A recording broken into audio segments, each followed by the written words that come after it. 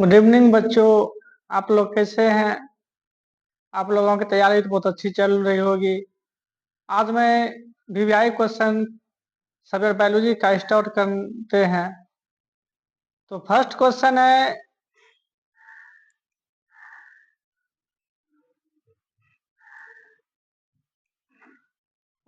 बादल पुंज क्या है? बाहर मना होता है क्या? बाहर की भाग।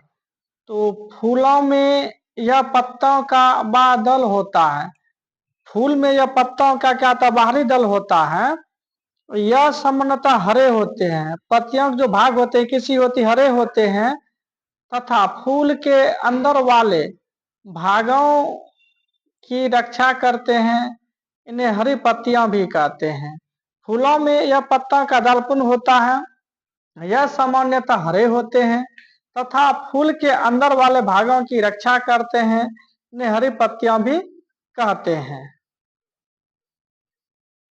नेक्स्ट है दलपुंज। और दलपुंज क्या है?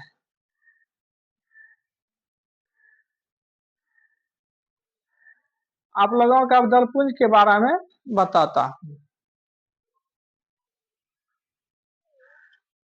दलपुंज यह फूल में यह पत्तियों का दूसरा चक्र होता है। यह फूल में पत्तियों का दूसरा चक्र होता है। जब दूसरा चक्र पत्तियों में शुरू होता है, यह सामान्यतः रंगीन होते हैं। यह सामान्यतः रंगीन होते हैं और इन्हें रंगदार पत्तियां कहते हैं। इसीलिए इसको हम रंगदार पत्तियां कहते हैं। रंगदार पत्तियां क्यों कहते हैं? क्योंकि पत्तियों का दूसरा चक्र होता है। यह सामान्यतः रंगीन होते हैं और इन्हें रंग रंगदार पत्तियां कहते हैं। इनके कारण फूल विभिन्न रंगों के होते हैं।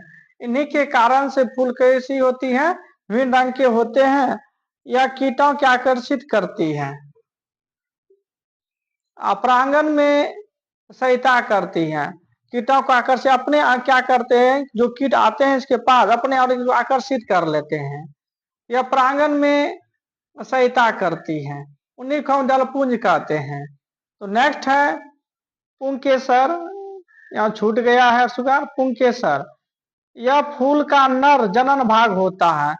नर वाला जो भाग होता है ये फूल का पुंकेसर होता है। इसकी इकाई को स्टेमन कहते हैं। इसकी जो इकाई को ही क्या कहते हैं? स्टेमन कहते हैं। इसके दो मुख्य भाग हैं, पराग तथा तंतु। इसका पराग कोश तथा तंतु। पराग कोश में परागन उपस्थिति होते हैं। पराग कोश में ही परागन उपस्थिति होते हैं जो अंकुरित होकर नर युग्मक उत्पन्न करते हैं। अंकुरित होकर क्या करते हैं? नर युग्मक को उत्पन्न करते हैं। ये हो गया टॉपिक। नेक्स्ट है स्त्री केसर। स्त्री केसर किसको कहते हैं? आप लोग आप बता रहे हैं स्त्री केसर।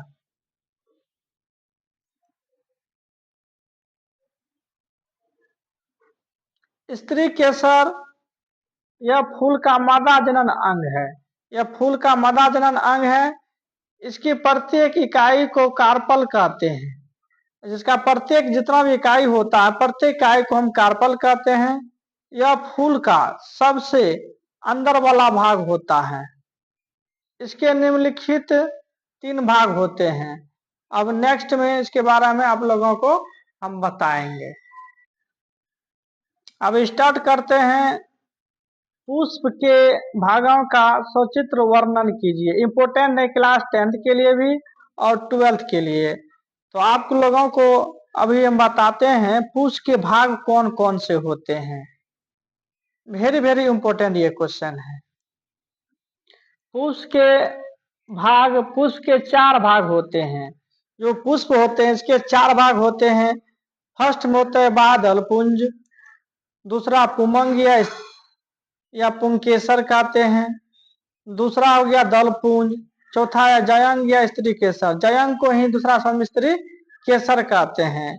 इसके बारे में आगे पढ़ेंगे कि बादल पुंज किसको कहते हैं, पुमंग या पुंकेसर किसको कहते हैं, दलपुंज किसको कहते हैं, जयंग या स्त्री केसर किसके का। अब चित्र के माध्यम से इसको हम समझेंगे। तो यहाँ ध्यान दीजिए सभी, पुष्प की संरचना ये बनाने के लिए कहते हैं, चित्र बना के दर्शाने के लिए, तब आप लोगों को 5 नंबर इसमें मिलता है। बताते हैं, देखिए यहाँ पर ये इसको हम बोलते हैं पुष्पासन। फर्स्ट ये हुआ जो पुष्पासन। पुष्पासन किसको करेंगे? पुष्प को आसन देने वाले को पुष्पासन कहते हैं। अब देखिए पुष्पासन ये हो गया फर्स्ट वाला भाग, यहाँ से यहाँ तक, इसको भाग को हम क्या बोलते हैं? पुष्पासन कहते हैं।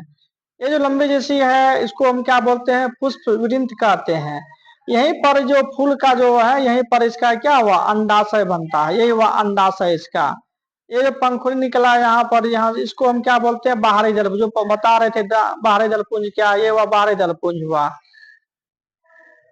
यहाँ पर ये जो हुआ वर्तिका हुआ, ये ऊपर में भाग हुआ वर्तिकाग्र कहते हैं इसको। वर्तिकाग्र और अंडाशय के भाग कौन सा हुआ? स्त्री केसर हो गया ये।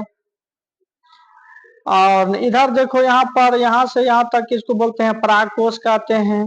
ये वाला भाग को हम पंतंतु कहते हैं। ये वाला भाग हो गया पंखुड़ी, इसको हम पंखुड़ी कहते हैं। तो ये पुष्प की संरचना हो गया। इस तरह से आप लोग समझ लिए, इसी तरह से एग्जाम में बनाना है।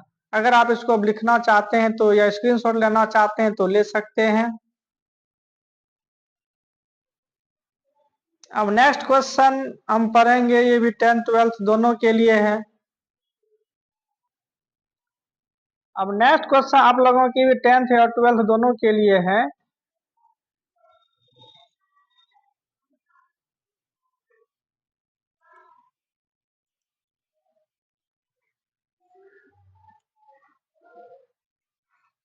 डेंगू या रीढ़ की हड्डी का बुखार क्या है?